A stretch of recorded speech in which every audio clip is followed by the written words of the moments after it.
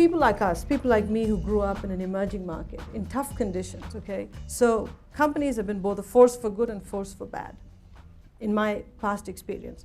Fast forward to 2006, I become CEO of PepsiCo. The first thing that crosses my mind is I want PepsiCo to be viewed as a responsible company in every society in which we operate in. But responsible company is not about corporate philanthropy, because there's not enough money that we can give away to be viewed as a responsible company in 200 countries. And a responsible company has to start knowing that all of us work within the laws of limited liability from society, because we owe every society we operate in a duty of care.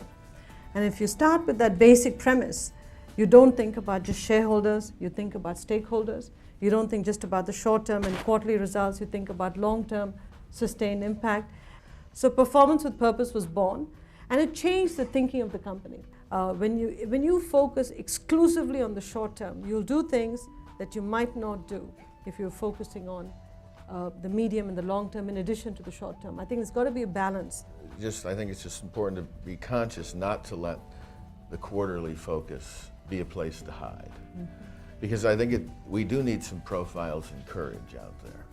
I think we need to have leaders that have principles about their company, about who they are, that take the long-term view, and aren't afraid to stand tall and stand firm, that these are investments that are necessary for the long term, and this defines the character of our company, and in many ways, ultimately the value of our company.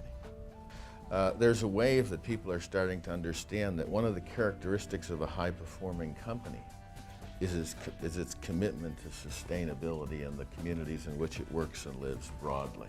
I'm interested in the war for talent, you think, in terms of recruitment for talent for your company, an explanation of your commitment to the societal question is an important and decisive factor, whether they come to work for you or a competitor.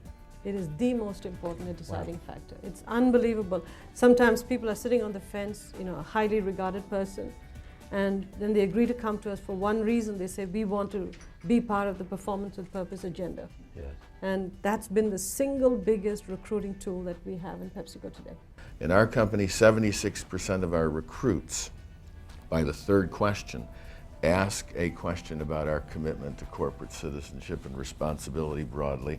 And 94% of the companies that do business with us ask us to share with them what we do on behalf of the communities in which we work and live in. If you believe in weaving in societal responsibility into the core mission of the company, everything you do, how you act, changes top down.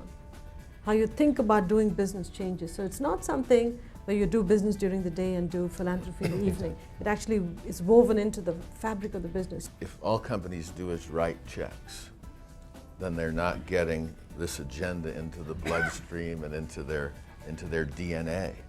And it's the DNA that we need, because that's what makes change happen. And importantly, we have a whole new generation of leaders being trained under our leadership